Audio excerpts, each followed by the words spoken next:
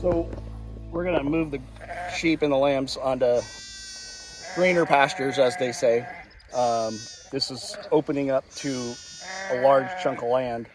And the reason we keep a lot of our sheep tight with their new lambs is to get them to learn their babies and the babies to learn their mamas. You can hear some right now in the background. They're calling out because mom's probably down over there. But I kind of put the cart before the horse on this one. I opened the gate, but I got other gates I should make sure are closed so they don't go through, which they probably are because nobody goes back there. But you just never know. You always want to check your fence and gates. So yeah, they're going to go out today, get on some good grass. We'll let them maybe a couple days, and I'll pull them off the big pasture because I still want the grass to grow.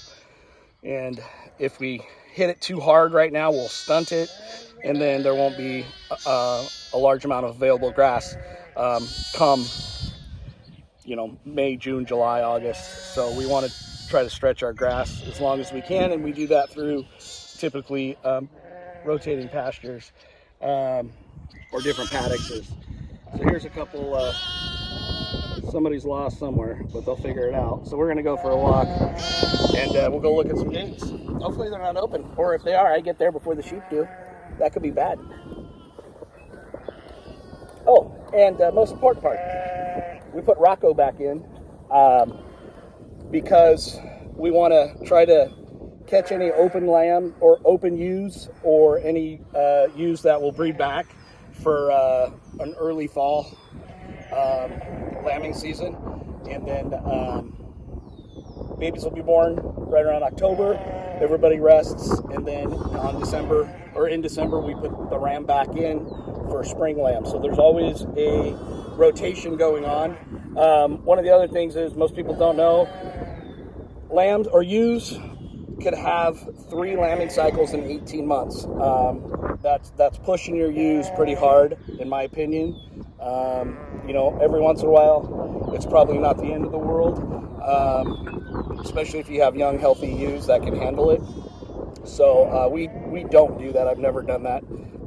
Even now, the lamb market's rising quite steadily and nice, so I'm still not going to jeopardize my ewes and push them that hard. I still want to make sure that they're healthy and comfortable and happy. So I couldn't imagine having 3 lambs in 18 months if I was a sheep and calling that being comfortable. So, all right, let's go walk.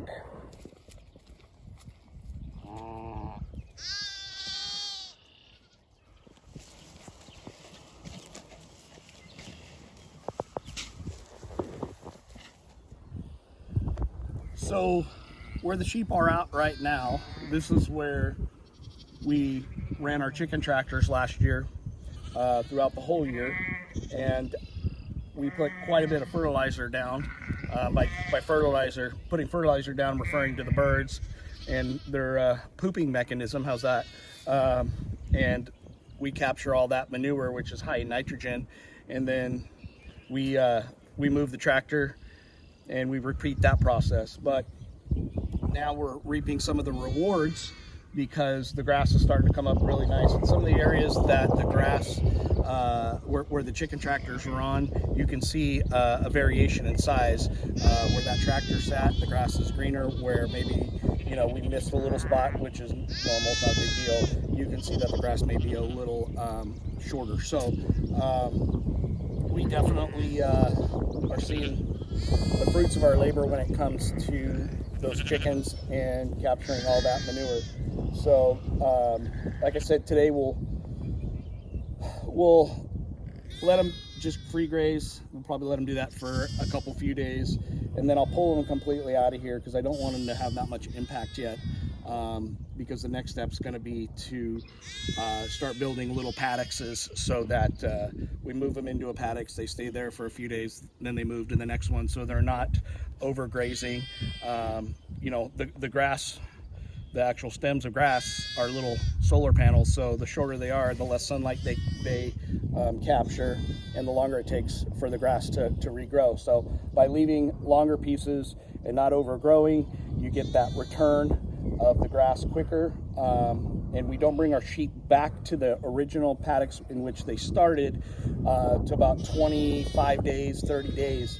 And the reason we do that is because it lowers the parasite exposure to the sheep, because after 21 days you break that parasitic cycle, and it helps with controlling parasites within your flock. So that's another way to do it without chemicals. We do deworm, but it helps to minimize how often, and not only that, the stress on the sheep from high parasite levels. I haven't done it. You can do it. You can pull fecal samples. They'll count how many parasites are within that sample. It gives you kind of an idea, heavy versus light parasitic levels. So we just watch our sheep. I mean, we're with them every day, multiple times a day, sometimes, whether it's moving them or checking on them. And we hopefully will catch any parasitic issues, see some signs and symptoms. Although sometimes sheep just keel over and die. Barber pole worm is pretty classic for that, where you may not see symptoms, or it comes out all at once and they're gone. So yeah, so that's kind of what we do, and it really helps stretch our grass. Going back to the rotational grazing, you can run more animals on a smaller amount of land by rotationally grazing. So yeah, so I'm gonna go check on another gate and catch you on the next one.